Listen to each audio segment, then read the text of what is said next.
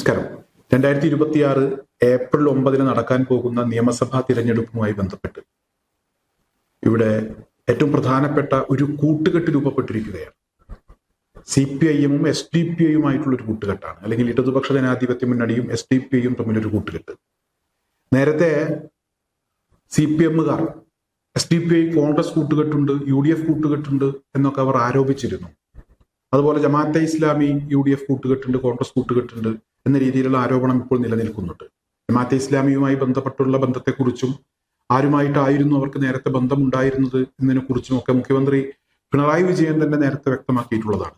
ജമാഅത്തെ ഇസ്ലാമിക്കാരുമായി ഞങ്ങൾ ചർച്ച ചെയ്തിട്ടുണ്ട്.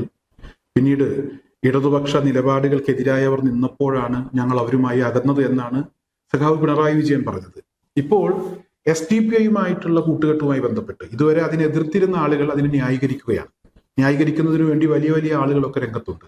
വിജയരാഘവൻ കഴിഞ്ഞ ദിവസം പറഞ്ഞത് ആരുടെയും വോട്ട് വേണ്ട എന്ന് പറയാൻ കഴിയില്ല. അതുപോലെ തന്നെ നമ്മുടെ ശിവൻകുട്ടി സഖാവ് അദ്ദേഹവും പറഞ്ഞു ആരുടെയും വോട്ട് വേണ്ട എന്ന് പറയില്ല.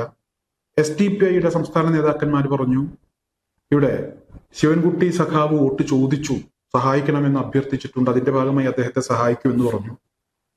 MA ബേബി കഴിഞ്ഞ ദിവസം മാധ്യമങ്ങളെ കണ്ടപ്പോൾ അദ്ദേഹം പറഞ്ഞത് ഒരു വിഭാഗം ആളുകൾ ഞങ്ങളുടെ വോട്ട് CPM-നാണ് അല്ലെങ്കിൽ ഇടതുമുന്നണിക്കാണ് ചെയ്യുന്നത് എന്ന് പറഞ്ഞാൽ ആ വോട്ട് തടയാനൊന്നും നമുക്ക് കഴിയില്ല. ഞങ്ങൾ ആരോടും അങ്ങോട്ട് വോട്ട് ചോദിച്ചിട്ടില്ല, പക്ഷെ അവർ ചെയ്യാമെന്ന് പറഞ്ഞാൽ അത് തടയാൻ ഞങ്ങൾക്ക് കഴിയില്ലല്ലോ എന്നതാണ് MA ബേബി സഖാവ് പറഞ്ഞത്. ഇടതുപക്ഷ ജനാധിപത്യ മുന്നണി, പ്രത്യേകിച്ച് CPIM, അവർ ഇതുവരെ സ്വീകരിച്ചു പോന്ന നിലപാടിൽ ഉറച്ചു നിൽക്കുകയാണെങ്കിൽ തീർച്ചയായും ആ വോട്ട് വേണ്ട എന്ന് പറയാനുള്ള ഒരു ആർജവം അവർ കാണിക്കുമായിരുന്നു. എന്തായാലും നിലപാടിൽ വെള്ളം ചേർത്തു, നയ സമീപനങ്ങളൊക്കെ മാറ്റി SDPI വോട്ട് സ്വീകരിക്കാം, നാളെ അവരുമായി വേദി പങ്കിടാം, അവരെ മുന്നണിയിൽ ഉൾപ്പെടുത്താം എന്നൊരവസ്ഥയിലേക്ക് ഇവിടെ ഇടതുപക്ഷ ജനാധിപത്യ മുന്നണി, പ്രത്യേകിച്ച് CPIM മാറിയിരിക്കുന്നു എന്നുള്ളതാണ്. ഈ ഒരു സാഹചര്യത്തിൽ പഴയ ചില വിഷയങ്ങൾ, ഒരിക്കലും മറക്കാൻ കഴിയാത്ത ചില സംഭവങ്ങൾ പ്രിയപ്പെട്ട വോട്ടർമാരുടെ, പ്രത്യേകിച്ച് സഖാക്കളുടെ ശ്രദ്ധയിലേക്ക് കൊണ്ടുവരണമെന്ന് തോന്നി. അധികമൊന്നും പുറകോട്ട് പോകേണ്ടതില്ല. 2009 നവംബർ 2 ഞാൻ നിങ്ങളുടെ ആ ഓർമ്മ, ആ ശ്രദ്ധയൊന്ന് ക്ഷണിക്കുകയാണ്. എന്താണ് നവംബർ 2 പ്രത്യേകത എന്ന് ചോദിച്ചാൽ, കുന്നംകുളത്ത് DYFI-യുടെ ഭാരവാഹിയായിരുന്ന സഖാവ് AB ബിജേഷ് മരണപ്പെട്ട ദിവസമാണ്. DYFI-യുടെയും അതുപോലെ തന്നെ SFI-യുടെയും ഒക്കെ സോഷ്യൽ മീഡിയ പേജുകൾ പരിശോധിച്ചാൽ സഖാവ് AB ബിജേഷ് ഓർമ്മ ദിനം എന്നാണ് അത് അവർ പോസ്റ്റ് ചെയ്തിരിക്കുന്നത്, ഫോട്ടോ പോസ്റ്റ് ചെയ്തിരിക്കുന്നത് എന്ന് കാണാൻ കഴിയും. നവംബർ 2 2009 നവംബർ 2 AB ബിജേഷ് മരണപ്പെടുന്നത്. വെറുതെ മരിച്ചതല്ല, വാഹനം ഇടിച്ചു മരിച്ചതല്ല. AB ബിജേഷിനെ 2009 ഒക്ടോബർ 23 ഒരു കൂട്ടം ആളുകൾ വെട്ടി പരിക്കേൽപ്പിച്ചു. തുടർന്ന് ആശുപത്രിയിൽ ചികിത്സയിൽ കഴിയുന്നതിനിടെയാണ് AB ബിജേഷ് മരിക്കുന്നത്. AB ബിജേഷിനെ വെട്ടി പരിക്കേൽപ്പിച്ചത് NDF-കാരാണ് എന്നാണ് CPM ആരോപിച്ചത്. അതുമായി ബന്ധപ്പെട്ട് കേസുകളും മറ്റു നടപടികളും ഒക്കെ ഉണ്ടായി. പരിക്കേറ്റ് ചികിത്സയിൽ കഴിഞ്ഞിരുന്ന, വെട്ടേറ്റ് ചികിത്സയിൽ കഴിഞ്ഞിരുന്ന AB ബിജേഷിനെ 2002 അദ്ദേഹം മരിച്ചു എന്ന വാർത്തകൾ പുറത്തു വരുന്നു. പിന്നീട് തൃശൂർ മെഡിക്കൽ കോളേജ് ആശുപത്രിയിൽ കൊണ്ടുവന്നാണ് പോസ്റ്റ്മോർട്ടം നടപടികളൊക്കെ പൂർത്തീകരിച്ചത്. ഈ ഒരു സമയത്ത് മറ്റ് സഖാക്കളെ പോലെ തന്നെ ഞാനും അന്ന് DYFI-യിലും അതുപോലെ തന്നെ CPIM-ലും ഒക്കെ പ്രവർത്തിച്ചിരുന്ന കാലമാണ്. ഞാനും എൻ്റെ സുഹൃത്തുക്കളും AB ബിജേഷിനെ അവസാനമായി ഒന്ന് കാണുന്നതിനു വേണ്ടി തൃശൂർ മെഡിക്കൽ കോളേജ് ആശുപത്രിയിലെ മോർച്ചറിയിലെത്തി. അവസാനമായി ഒരു നോക്ക് കണ്ടു. ബിജേഷിന്റെ മൃതദേഹം അന്ന് ഏറ്റുവാങ്ങുന്ന സഖാക്കളുടെ കൂട്ടത്തിൽ ഞാനും ഉണ്ടായിരുന്നു, എൻ്റെ സുഹൃത്തുക്കളും ഉണ്ടായിരുന്നു. ഈ വിജേഷുമായി ബന്ധപ്പെട്ട്, പാർട്ടിയുമായി ബന്ധപ്പെട്ട് നിൽക്കാത്ത അനുഭാവികളായിട്ടുള്ള ആളുകളും ഉണ്ടായിരുന്നു, പ്രവാസികളായിട്ടുള്ള ആളുകൾ ഉണ്ടായിരുന്നു. ഈ സമയത്ത് കുന്നംകുളത്തെ ഇടതുപക്ഷ ജനാധിപത്യ മുന്നണിയുടെ ശക്തനായിട്ടുള്ള നേതാവ് സഖാവ് ബാലാജി M പാലിശ്ശേരി, അദ്ദേഹം ഒരു തകർന്ന മനസ്സോടുകൂടി, വളരെയധികം വിഷമത്തോടുകൂടി ഒരു ഭാഗത്ത് മാറിയിരിക്കുന്ന ആ ചിത്രം ഇന്നും എൻ്റെ മനസ്സിലുണ്ട്. സഖാവ് AB ബിജേഷിനെ ഒരു നോക്ക് കാണുന്നതിനു വേണ്ടി എത്തിയിട്ടുള്ള സഖാക്കൾ, അവരുടെ കണ്ണുകൾ ഈറനണിയുന്ന ഒരു കാഴ്ച ഇന്നും മനസ്സിലുണ്ട്.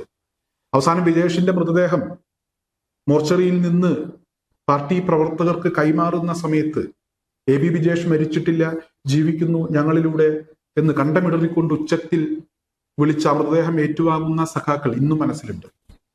എന്തായാലും ഇവിടെ ഞാൻ ഈ വിഷയം നിങ്ങളുടെ ശ്രദ്ധയിലേക്ക് കൊണ്ടുവന്നത്, ഈ AB ബിജേഷ് മരിച്ചത് വാഹനമിടിച്ചിട്ടില്ല. AB ബിജേഷിനെ NDF-ന്റെ ആളുകൾ ക്രൂരമായി കൊലപ്പെടുത്തുകയായിരുന്നു, വെട്ടിപ്പരിക്കേൽപ്പിച്ചു. പിന്നീട് AB ബിജേഷ് പരിക്കേറ്റ ചികിത്സയിലിരിക്കെ മരണപ്പെടുന്ന സാഹചര്യമുണ്ടായി. അന്നത്തെ NDF പിന്നീട് പോപ്പുലർ ഫ്രണ്ടും അതുപോലെ തന്നെ SDPI-യും ഒക്കെ ആയി മാറി. അന്നത്തെ ആ NDF പ്രവർത്തകരാണ്, അതിലുണ്ടായിരുന്ന ഭൂരിഭാഗം ആളുകളാണ് ഇന്ന് SDPI യിലുള്ളത്. പോപ്പുലർ ഫ്രണ്ട് എന്ന് പറയുന്ന സംഘടന നിരോധിച്ചു, SDPI ഇന്ന് നിലനിൽക്കുന്നുണ്ട്. ഈ SDPI ബന്ധപ്പെട്ട് പ്രവർത്തിക്കുന്ന ആളുകൾ NDF-കാരാണ്. ഇത് CPIM-കാർക്ക് കൃത്യമായി അറിയാവുന്ന കാര്യമാണ്. ഇടതുപക്ഷ ജനാധിപത്യ മുന്നണിയുമായി ബന്ധപ്പെട്ട് പ്രവർത്തിക്കുന്ന ആളുകൾക്ക് കൃത്യമായി അറിയുന്ന കാര്യമാണ്. പക്ഷെ അവരത് മനഃപൂർവ്വം മറച്ചു വെക്കുകയാണ്. AB വിജേഷ് എന്ന് പറയുന്ന ആ രക്തസാക്ഷിയെ കുറിച്ച് ഓർക്കാൻ പോലും സഖാക്കൾ തയ്യാറാകുന്നില്ല. ഇന്ന് SDPI-യുമായി ബൈ അല്ലെങ്കിൽ ഞങ്ങൾ തമ്മിൽ ബന്ധത്തിലാണ് എന്ന് പറയാൻ ഒരു സഖാക്കൾക്കും ഒരു മാനസിക വിഷമവും കാണുന്നില്ല. അതൊക്കെ രാഷ്ട്രീയമല്ലേ, അതൊക്കെ സംഭവിക്കുന്ന കാര്യമല്ലേ, ഇതിലും വലുത് സംഭവിച്ചിട്ടില്ലേ, പിന്നീട് ഒന്നായിട്ടില്ലേ എന്നൊക്കെയാണ് സഖാക്കൾ ചോദിക്കുന്നത്.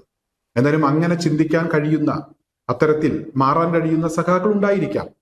എന്തായാലും പ്രിയപ്പെട്ട സാധാരണക്കാരായിട്ടുള്ള ഒരുപാട് ആളുകളുണ്ട്. ഈ പാർട്ടിയെ വിശ്വസിച്ച് പാർട്ടിയോടൊപ്പം നിൽക്കുന്ന ഒരുപാട് ആളുകളുണ്ട്. നിങ്ങൾക്കത് മറക്കാൻ കഴിയുമോ എന്നാണ് എനിക്ക് ചോദിക്കാനുള്ളത്. സഖാവ് AB വിജേഷിന്റെ മുഖം നിങ്ങൾക്ക് മറക്കാൻ കഴിയുമോ? സഖാവ് AB വിജേഷ് എന്ന് പറയുന്ന രക്തസാക്ഷി നിങ്ങൾക്ക് മറക്കാൻ കഴിയുമോ? നവംബർ 2 ഒരു രക്തസാക്ഷി ദിനം എന്ന് പറഞ്ഞ് ആ ദിനം ആചരിക്കുന്നതിന് വേണ്ടിയുള്ളതാണോ സഖാവ് AB വിജേഷ്? എന്താണ് സഖാവ് AB വിജേഷിന് സംഭവിച്ചത്? അന്ന് സഖാവ് AB വിജേഷിനെ വെട്ടി പരിക്കേൽപ്പിച്ച ആളുകളുമായി കൂട്ടുകൂടുന്നതിന് നിങ്ങളുടെ അഭിപ്രായം എന്താണ്? തീർച്ചയായും നിങ്ങൾ അഭിപ്രായം പറയണം, നിങ്ങൾ പ്രതികരിക്കണം. പരസ്യമായി പ്രതികരിക്കാൻ കഴിയാത്ത ആളുകൾ 2026 ഏപ്രിൽ 9 നിങ്ങളുടെ സമ്മതിദാനാവകാശം രേഖപ്പെടുത്തി പ്രതികരിക്കണമെന്ന് മാത്രമാണ് എനിക്ക് അഭ്യർത്ഥിക്കാനുള്ളത്.